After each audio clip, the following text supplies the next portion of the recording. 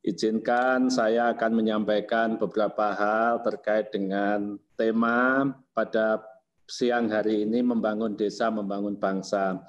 Saya kira Bapak Ibu kita ketahui bersama bahwa memang desa ini sebenarnya telah ada sebelum Negara Kesatuan Republik Indonesia ini terbentuk. Sebagaimana penjelasan pasal 18 Undang-Undang Dasar 1945. Oleh karena itu, keberadaannya wajib tetap diakui dan diberikan jaminan keberlangsungan hidupnya dalam NKRI ini. Dan alhamdulillah desa ini semakin menemukan jati dirinya sejak lahirnya Undang-Undang 6 tahun 2014 tentang Undang-Undang Desa, yaitu 2014 yang lalu, di mana desa ini diberikan pengakuan sebagai rekognisi, yaitu pengakuan terhadap hak asal-usul desa, kemudian subsidiaritas desa diberikan kewenangan penuh, kewenangan lokal desa untuk mengurus dan mengatur pemerintahan, kemasyarakatan, dan pembangunan. Sejak Undang-Undang 6 lahir juga desa semakin memiliki kejelasan status dan kepastian hukum terhadap desa. Oleh karena itu Bapak Ibu sekalian sangat tepat sekali apabila dengan kita membangun desa maka ketahanan bangsa ini akan terbentuk. Tadi Pak Menteri juga sudah menyampaikan bahwa desa ini ujung tombak. Makanya ada istilah Pak Kepala Desa ini seringkali menjadi ujung tombak sekaligus ujung tombok pembangunan. Karena memang semua program kegiatan itu ada di desa. Materi saya mungkin bisa dipaparkan. Mohon izin, ada banyak slide saya, mungkin tapi saya sekilas saja nanti ini bisa dipelajari bersama. Oleh karena itu Bapak Ibu sekalian, di Indonesia ada hampir 75.000 desa. Di Jawa Timur sendiri ada 7.724 desa. Saya akan mencoba menyampaikan kerangka Jawa Timur, tidak kerangka nasional, meskipun ini seminar nasional. Mudah-mudahan kasuistis Jawa Timur ini nanti akan bisa menjadi referensi bagi Bapak Ibu sekalian untuk melakukan kajian bahasan bagaimana kita sebenarnya membangun desa ini dengan baik agar betul-betul ketahanan itu bisa terbentuk. Kita awali permasalahan utama pasti dimanapun desa itu adalah kemiskinan. Ini adalah profil kemiskinan Jawa Timur yang terbaru, di mana masih ada 10,20% kemiskinan kita, ada 4 juta lebih. Nah, kalau kita lihat pedesaan dan perkotaan, Bapak Ibu sekalian, jadi di desa itu ada sudah masih 14,16%, tapi di perkotaan angka kemiskinannya sudah 6,77. Artinya bahwa kemiskinan pedesaan ini memang 2 kali lipat lebih tinggi dibanding kemiskinan di perkotaan. Ya, kita lihat juga misalnya garis kemiskinan kita saat ini ada Rp404.172. Artinya satu keluarga kalau misalnya jumlahnya 5, maka minimal pendapatan yang harus diperoleh untuk memenuhi kebutuhan hidup minimum itu harus 2 juta lebih. Kalau kurang dari 2 juta, maka dia dikatakan miskin. Lanjut, Bapak Ibu sekalian, kalau kita coba bandingkan tren penurunan kemiskinan perkotaan dan pedesaan. Tahun 2014 sampai 2018, desa hanya turun 0,71%, kota mampu turun 1,33%. Dari sini kita bisa lihat ternyata bahwa pergerakan ekonomi pedesaan belum mampu menunjukkan signifikasinya. Tapi berbeda setelah 2018-2019, di mana pengaruh dana desa sudah mulai bisa dirasakan, di mana desa bisa turun 1,05%, tapi kota hanya turun 0,20%. Di Maret sampai September juga demikian, desa turun lebih signifikan 0,27% dan kota hanya 0,07%. Ini kondisi lanjut, kondisi kemiskinan masing-masing kabupaten kota kita bisa melihat mana saja kabupaten memang yang kalau bicara jumlah, maka Malang menjadi kantong kemiskinan terbesar. Karena memang jumlah penduduknya Malang tinggi. Tapi kalau kita lihat prosentasenya, Malang sebenarnya prosentasenya sudah 9,47%, di bawah rata-rata kemiskinan Provinsi Jawa Timur. Tapi kalau bicara prosentase, maka Sampang adalah kabupaten yang prosentase kemiskinannya paling tinggi. Bapak Ibu bisa lihat di sini bahwa ternyata memang kemiskinannya yang rendah itu adalah perkotaan. Kota Malang, Kota Batu, ini di Kota Batu itu 3,81%. Karena memang pergerakan ekonomi perputaran uang di perkotaan itu relatif lebih tinggi dibanding di pedesaan. Oleh karena itu dana desa itu sebenarnya adalah bagaimana kita ingin mendorong supaya uang yang beredar di desa itu lebih tinggi. Karena kalau uang yang beredar di desa lebih tinggi, maka ekonomi akan tumbuh. Kita lihat kantong kemiskinan setelah kita coba lanjut, analisis kita TNP 2K kemarin diskusikan, setelah kita kombinasikan antara jumlah, kemudian prosentase, dan PDRB masing-masing daerah, maka ketemu. Artinya apa? Kita kalau mau fokus, misalnya LP2M, UM mau fokus menggarap pedesaan, maka bisa di kantong-kantong kemiskinan ini. Ini sudah kita coba berdasarkan jumlah dan prosentasenya. Kalau kita menggarap 15 kabupaten saja, sebenarnya sudah bisa menyelesaikan 60% permasalahan kemiskinan Jawa Timur dari 38 kabupaten. Nah, apa yang diperankan oleh Dinas PMD, lanjut, Pemberdayaan Masyarakat Provinsi Jawa Timur, kita punya berbagai program core bisnis kita.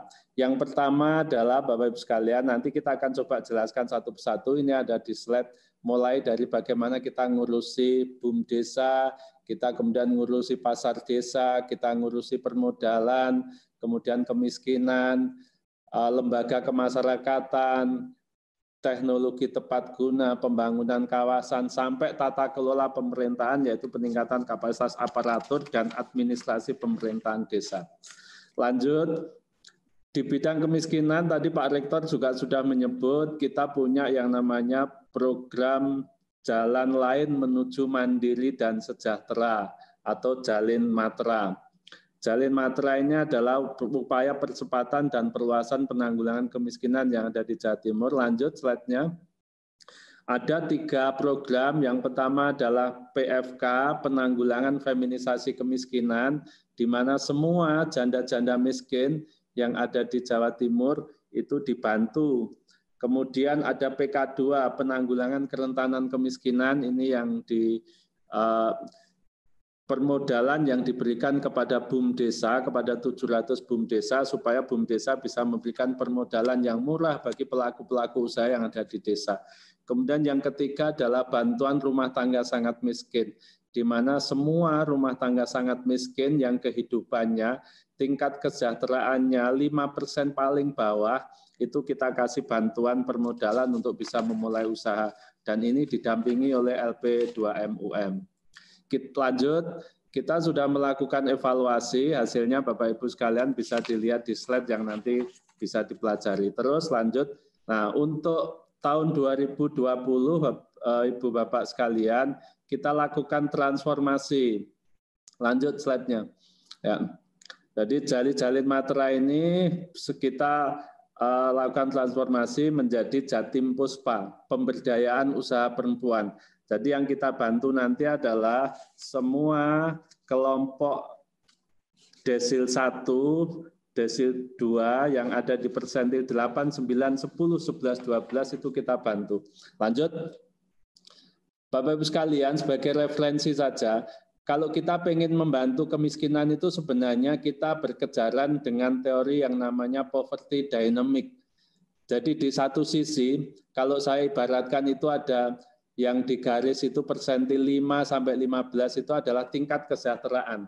Ada mulai 1 sampai 40 yang itu seringkali dinamakan DTKS, data terpadu kesejahteraan sosial. Nah, garis kemiskinan itu ada di sekitar persentil 10 itu. Nah, kita menanggulangi kemiskinan itu sebenarnya berkejaran. Orang yang di bawah garis kemiskinan itu kita bantu supaya bisa naik tangga untuk bisa mover. Tapi di satu sisi yang di atas, kalau tidak kita jaga, itu juga bisa jatuh.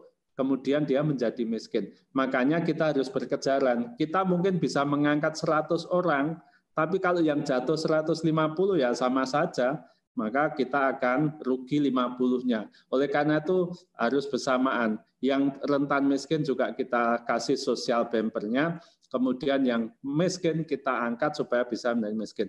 Nah, supaya cepat, maka program kami milih. Kenapa memilih? Idealnya sih semua dibantu. Tapi karena keterbatasan pendanaan, maka kami memilih yang di sekitar garis kemiskinan saja. Jadi moderat telipur itulah yang kita pilih supaya mudah. Kalau ngangkat yang persentil 1, itu naiknya susah. Bayangkan bisa loncat ke 10 tingkatan itu susah. Tapi kalau di persentil 9, hanya naik 1 tingkat itu akan lebih mudah. Ini teorinya saja. Lanjut. Nah, ini metanya, lanjut Bapak-Ibu sekalian. Nah, kemudian di samping kemiskinan untuk mendorong percepatan tadi saya sampaikan kita juga punya kegiatan pemberdayaan usaha ekonomi masyarakat. Apa yang kita lakukan? Kita melakukan pelatihan kewirausahaan, macam-macam mulai pelatihan menjahit, pelatihan pembuatan kue kering, pelatihan pembuatan makanan olahan berbasis ikan dan sebagainya. Ini kita latih di berbagai hal dan kita kerjasama dengan beberapa perguruan tinggi dan beberapa praktisi pengusaha yang memang punya pengalaman di bidang makanan olahan seperti itu, kewirausahaan. Nah, setelah itu Bapak-Ibu sekalian, kita ada yang namanya kampung kreasi. Apa yang dilakukan, apa yang sudah dilatihkan tadi, kita coba kasih tempat, biasanya kita di Royal Plaza, itu kita siapkan stand selama seminggu, silakan mereka bisa jualan di situ gratis standnya, supaya apa? Para pengusaha, BUMDesa, UMKM ini bisa ngetes produknya mampu bersaing di pasaran atau tidak. Nah, yang ketiga kita coba ada yang namanya lomba video kreatif. Sekarang ini IT itu menjadi media yang sangat luar biasa pengaruhnya, sehingga kita mendidik masyarakat pedesaan, para pemuda pedesaan dengan cukup dengan HP-nya, harapan kami bisa memvideo potensi-potensi yang dimiliki di desa, kemudian di-share ke YouTube, di-share ke medsos, dan sebagainya, supaya dikenal masyarakat. Nah, ini kita latih, kita lombakan supaya apa? Nanti ada investor ataupun ada masyarakat yang bisa datang ke desa. Kalau masyarakat datang ke desa, pasti bawa uang, pasti butuh ngopi, butuh makan, maka akan ada perputaran uang. Kami di Dinas PMD juga ada yang namanya pengembangan pasar desa. Mulai dari pelatihan permodalan, kemudian penguatan kapasitas kelembagaan berupa paguyuban pedagang pasar, koperasi pasar desa, dan sebagainya. Kita juga lakukan kebijakannya, inovasinya, dan pengelolaannya seperti apa. Dan ini juga kita beli reward, kita kasih reward bagi pasar-pasar yang bagus. Lanjut, kita juga di samping itu tadi setelah kita latih, kita ada namanya program bibit jamur bank, bimbingan teknis dan pinjaman murah melalui bank. Jadi UMKM yang sudah jalan, sudah itu kita latih, kita siapkan. Setelah dia bisa melakukan kegiatan usaha, dia kita akseskan ke perbankan. APBD Provinsi Jawa Timur kita taruh di Bank UMKM, di Bank Jatim, yang itu bisa diakses oleh BUMDesa, oleh UMKM, dengan pinjaman murah 1 tahun 4-6%. Nah, ini yang kita lakukan. Lanjut, Bapak Ibu sekalian, tadi sudah disampaikan oleh Pak Menteri bahwa salah satu prioritas untuk menggerakkan ekonomi pedesaan itu adalah entitas yang kita beri nama Badan Usaha Milik Desa. Memang BUMDesa ini tidak wajib, tapi bunyinya adalah dapat. Kita persilahkan bagi desa-desa yang memiliki potensi, silakan mendirikan BUMDesa. Tapi kalau tidak memiliki potensi, jangan sekali-kali mendirikan BUMDesa. BUMDesa bukan untuk pemerintah, bukan untuk provinsi, bukan untuk kabupaten, tapi untuk masyarakat dan pemerintah desa. Sehingga yang punya potensi lah silakan membentuk BUMDesa. Nah, di Jawa Timur, karena perkembangan BUMDesa ini belum semuanya bagus, kita mendirikan yang namanya klinik BUMDesa. Ada 7.724 desa yang sudah memiliki BUMDesa, 5.900 BUMDesa. Tapi yang maju itu baru sedikit. Oleh karena itu, supaya bisa meningkatkan kapasitasnya, kita berikan klinik BUMDesa. Klinik BUMDesa ini offline sama online. Jadi BUMDesa di seluruh Jawa Timur bisa membuka aplikasi ini dan bisa sekolah gratis di sana, tutorial dengan online. Ya, nanti Bapak Ibu bisa lihat. Nah, lanjut. Nah, inovasi ini alhamdulillah masuk top 99 inovasi pelayanan publik tingkat nasional. Apa yang dilakukan di klinik BUMDesa, salah satunya juga kita mengakseskan kerjasama dengan berbagai pihak. Setelah BUMDesa mengisi di aplikasi itu, nanti BUMDesa ini akan mengetahui saya posisinya di pemula, berkembang, atau maju.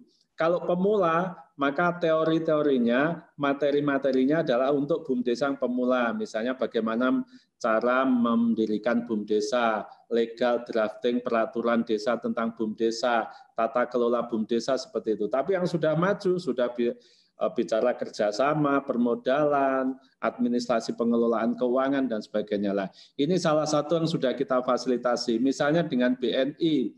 Dengan BNI, kita sudah kerjasama dengan 1.325 BUMDesa yang bisa menjadi agen laku pandainya BNI. Sehingga Bapak Ibu kalau misalnya mau melakukan transaksi, bisa cukup di BUMDesa. Tokopedia juga sudah ada 10 BUMDesa yang menjadi binaan Tokopedia untuk bisa memasarkan produk-produknya. Dengan HM Sampurna ada 20 BUMDesa yang diberi fasilitasi pelatihan, permodalan, sampai peningkatan kapasitas pendampingan. Kita dengan Bank UMKM, tadi saya contohkan, kita bibit jamur bank itu, ada BUMDesa Sekapu ini meminjam di uangnya APBD lewat Bank UMKM 550 juta yang jasanya hanya 4-6%. Kemudian kita juga kerjasama dengan BUMN PT Mitra BUMDesa Nusantara. Di mengembangkan investasi bagi BUMDesa, ada 2 BUMDesa yang di Singosari Malang sama di Pacitan. Ya, ini investasinya bisa sampai 2 miliar. Dengan PT Pos Indonesia kita ada 369 BUMDesa. Lanjut. Nah, ini perkembangannya BUMDesa kita di Jawa Timur. Alhamdulillah sudah mulai ada peningkatan yang signifikan. Yang awalnya yang pemula itu ada hampir 5.000, tapi sekarang tinggal 3.000, artinya turun. Yang berkembang yang awalnya hanya 355 naik menjadi 1.900. Yang maju yang awalnya hanya 58 sudah meningkat menjadi 197. Bapak Ibu sekalian, kami juga punya bagaimana menguatkan desa ini, lanjut. Itu juga ada yang namanya ini yang paling penting, mitra pemerintah desa itu adalah lembaga kemasyarakatan. Maka kita terus dorong bagaimana LPMD, bagaimana Karang Taruna, bagaimana Posyandu, bagaimana PKK ini kita dorong supaya benar-benar menjadi mitra pemerintah desa dalam mengembangkan partisipasi aktif dalam pengelolaan maupun pengawasan pembangunan. Kita ada pelaksanaan bulan bakti gotong royong masyarakat. Kita ada rapat koordinasi, bimbingan teknis, dan sebagainya. Lanjut. Nah, kami akan mencoba menjelaskan terkait dengan lanjut. Nah, terkait dengan dana desa. Bapak Ibu sekalian, Jawa Timur itu sejak 2015 memperoleh dana desa awalnya hanya 2,2 triliun. Tapi sekarang di 2020 ini sudah 7,570 triliun. Jadi perkembangannya sangat banyak. Memang kalau sesuai dengan ketentuan, memang diharapkan dana desa ini digunakan untuk memenuhi dan menjawab permasalahan yang ada di desa. Tapi Pak Menteri sudah menyampaikan salah satu kendalanya adalah masih lebih banyak keinginan dibanding kebutuhan. Sehingga bisa kita lihat hampir 80% itu lebih bersifat untuk pembangunan fisik. Padahal harapannya adalah investasi ekonomi dan pemberdayaan ini yang lebih banyak. Sampai dengan realisasi 24 Juni, dana desa tahun 2020 sudah cair 65,19% atau 4,9 triliun. digunakan untuk apa saja? Lanjut, untuk sampai dengan tahun 2019 ini, inilah capaian dana desa. Sudah mampu membangun 26.885 jalan desa kilometer.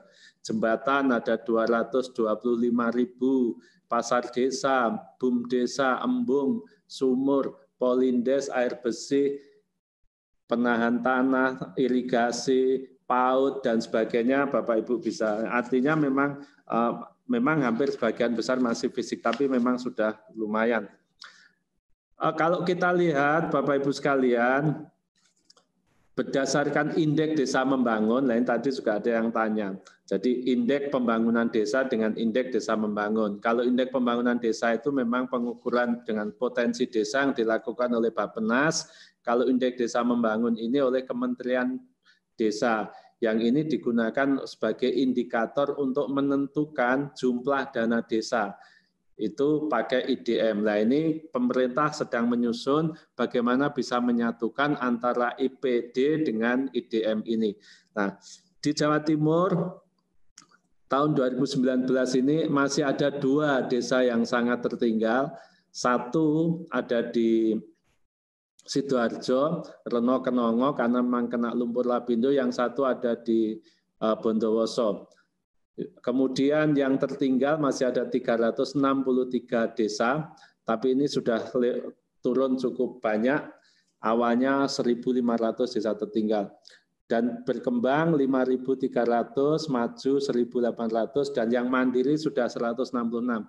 Hasil evaluasi kita dari data yang masuk, dari 363 desa tertinggal ini insya Allah sudah turun sangat drastis, paling hanya tersisa sekitar 9-10%. Ini jumlah dana desa di masing-masing kabupaten, Bapak Ibu bisa cermati, lanjut. Dan sudah salur, tadi saya sampaikan, ini jumlahnya yang sudah tersalurkan ada 65,19%. Terus, nah ini yang penting juga Bapak Ibu sekalian, di era pandemi COVID ini, dana desa itu ada perubahan yang sangat signifikan dengan dikeluarkannya Undang-Undang 2 tahun 2020. Di mana terkait keuangan negara. Di situ disebutkan dana desa yang awalnya digunakan untuk kegiatan yang bersifat pendekatannya potensi ekonomi desa, maka sekarang dirubah. Dana desa digunakan untuk 2 hal. Yang pertama adalah penanganan COVID, yang kedua adalah untuk bantuan langsung tunai. Siapa saja yang boleh menerima bantuan langsung tunai, syaratnya harus keluarga miskin. Tapi keluarga miskin yang belum menerima bansos lain seperti BPNT, PKH, prakerja, dan bansos tunai lainnya. Itu yang diberikan. Dan jumlahnya 600.000 kali 3 bulan dan 300.000 kali 3 bulan. Berarti totalnya 6 bulan. Untuk itu semua Bapak Ibu sekalian, kami di pemerintahan juga melakukan tata kelola pemerintahan. Salah satu kendala utama itu biasanya di bidang data. Kami siapkan yang namanya aplikasi data desa center. Ada beberapa desa yang tidak perlu saya sebutkan. Kalau ganti kepala desa, itu semua administrasi pemerintahnya itu hilang. Bahkan ada yang ngapunten, mohon maaf dibakar. Sehingga desa begitu kepala desa menjabat baru, dia harus mengawali nol. Bukunya, administrasinya lah. Data desa center ini akan menjembatani seperti itu. Karena semua data-data yang ada di desa akan dimasukkan di kontennya milik data desa center ini, sehingga ini bisa digunakan oleh siapapun dalam rangka pengambilan kebijakan yang ada di desa. Lanjut. Kami juga sedang melakukan penataan UPK ex BNPM yang dulu untuk Program Nasional Pemberdayaan Masyarakat Mandiri Pedesaan. Nah, ada 1,6 triliun uang ini dikelola oleh UPK, dan setelah BNPM berakhir, maka ini perlu ditata. Apa yang dilakukan adalah melakukan transformasi dari UPK ini menjadi BUMDesa bersama. Dan ini sudah kita lakukan di Jawa Timur. Lanjut, kita juga punya peninggalan dari zaman Belanda sampai sekarang masih eksis yang namanya Badan Kredit Desa. Nah ini sudah kita bina dengan teman-teman OJK, alhamdulillah sudah ada POJK-nya sejak tahun 2016, maka BKD ini diminta memilih untuk menjadi LKM, menjadi BPR, atau menjadi BUMDesa. Nah, salah satu pilihan yang sangat mungkin dengan melihat profil BKD di Jawa Timur, maka satu-satunya adalah menjadi badan usaha milik desa atau unit usahanya BUMDesa atau BUMDesa bersama. Lanjut. Ini beberapa kerjasama yang tadi saya ceritakan, misalnya BUMDesma Singosari. Jadi BUMDesma ini sudah memiliki unit usaha yang namanya PT Mitra Desa Jatim Solusi, MDJS. Nah, PT MDJS ini miliknya unit usaha BUMDesa sudah bekerja sama dengan PT MBN. Bahkan sekarang sudah kerjasama dengan PT Pertamina untuk membentuk yang namanya Pertasop, toko dan sebagainya. Lanjut, ini beberapa foto-fotonya, Bapak Ibu bisa persani. Nah, ini salah satu yang kita utamakan adalah penjualannya di samping tentunya pabrikan. Yang paling penting adalah bagaimana toko ini mampu menjual produk-produk masyarakat sehingga usaha-usaha kerajinan, boom industri itu bisa dibangun.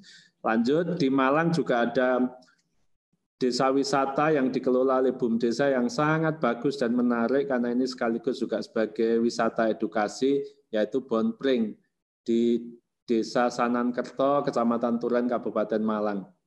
Ini memiliki embung yang sangat bagus dan punya kebun bambu yang luasnya 40 hektaran lebih, dan di situ ada berbagai macam spesies bambu yang ada di dunia, sehingga bisa menjadi pusat kajian penelitian sekaligus menjadi tempat wisata.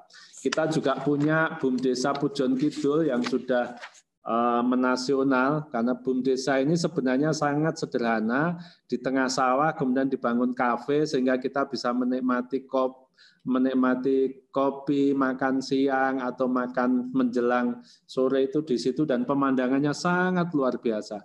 BUMDesa ini sudah mampu menyumbangkan PAD 2019 saja 1,8 miliar satu tahun PAD, dan tahun ini mestinya targetnya 2,5 miliar, tapi karena pandemi ini sempat ditutup, mudah-mudahan tetap bisa eksis. Kita juga punya BUMDesa yang di unit usaha peternakan ayam. Ini ada di Bojonegoro, Desa Kacangan, Kecamatan Tambarrejo. Lanjut, kita juga punya BUMDesa di Madiun, Watu Rumpuk, ada di Mendak, Madiun. Ini juga bagus sekali dan wisatawannya ramai sekali. Saya kira ini Bapak Ibu sekalian beberapa contoh-contoh potensi desa yang bisa kita kembangkan.